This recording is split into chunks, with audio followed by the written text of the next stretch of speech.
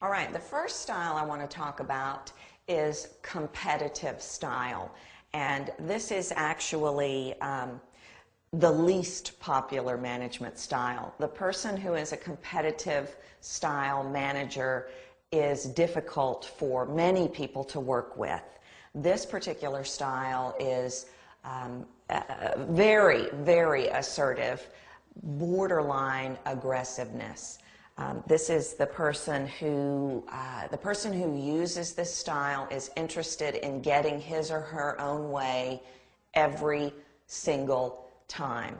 This is what this type of style creates is a lose-lose situation, actually a win-lose situation, because the person who carries this style, who acts in this style of management, they are going to win and you are going to lose, because this person must have his or her own way.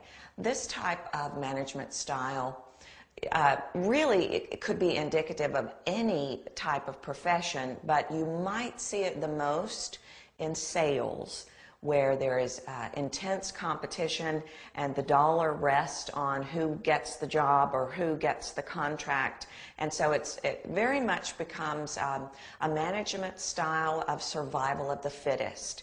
So this is your least attractive style, and in just a minute we'll talk about when there are a few times when it's good to consider using this style. Okay, the competitive style is a good choice, or certain people might use this style or be this style because of several reasons. One of which is they have a tremendous amount to gain. It's whatever the situation is very important to the person. That's what I mentioned in the last clip. You might find in sales or high dollar business where there's a whole lot at stake, and it is very critical to the person's livelihood to get what they want. This style of management is really good. It's also one of the best choices when you're dealing with a group. You have a team or a group of people and they absolutely cannot agree. This could also be a management style that a jury foreman might take, or something that you might see in politics where a decision has to be made and the group is at an impasse, and so you have to use the competitive management style. It's also used a lot, or is a good choice when you have the authority, when you are the one that has to make the decision. And this is very similar to the group being unable to make a decision. You have to make the final decision.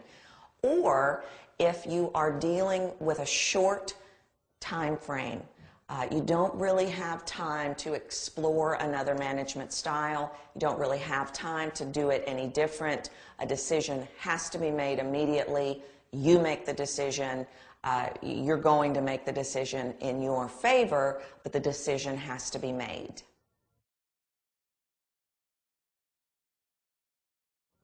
All right, the next style we want to talk about is the absolute extreme opposite that we've already talked about. What I want to talk about next is the avoidant style.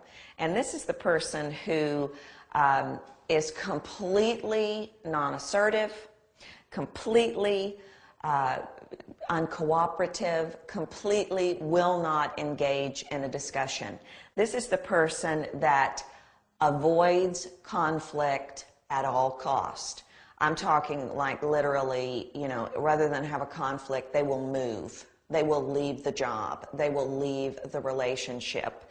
And a lot of times this style of management comes about because the person feels like they don't really have any power, that it wouldn't matter anyway for them to take part in a discussion or be more assertive about what they think because they feel they don't have any power. But the primary characteristic of the avoidant style is, let's just not deal with it. Let's just ignore that it's even happening.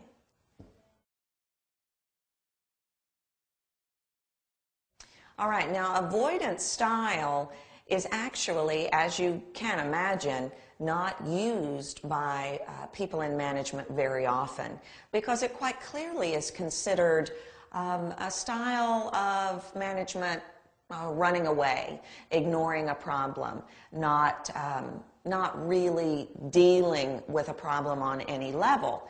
However, there are actually a few circumstances, a few situations when the avoidance style is actually a really good choice. One of which is you need more time to get more information. Instead of making a split-second decision about something in a more aggressive nature, we're just going to avoid it while we collect more information. Another time that the avoidance style is a good choice is when tempers are running really hot. It's a really intense situation and people just need to cool down. So let's just, take that avoidance style, remove ourselves temporarily.